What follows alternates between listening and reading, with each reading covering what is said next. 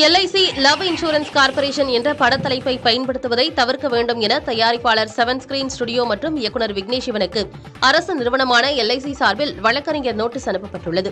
7 screen studio தயாரிப்பில் இயக்குநர் விக்னேஷ் சிவன் இயக்கத்தில் LIC லவ் இன்சூரன்ஸ் கார்ப்பரேஷன் என்ற தலைப்பில் திரைப்படம் உருவாகி வருவது குறித்த விளம்பரங்கள் வெளியாகியுள்ளன.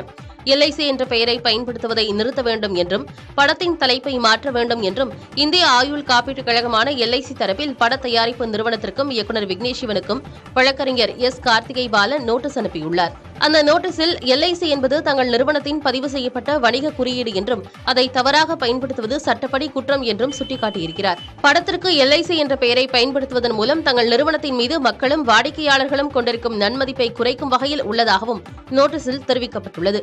நோட்டீஸ் பெற்றுக்கொண்ட 7 நாட்களுக்குள் படத்தின் பெயரை மாற்றாவிட்டால் உரிமையியல் மற்றும் குற்றவியல் நடவடிக்கைகள் மேற்கொள்ளப்படும் என அந்த நோட்டீஸில்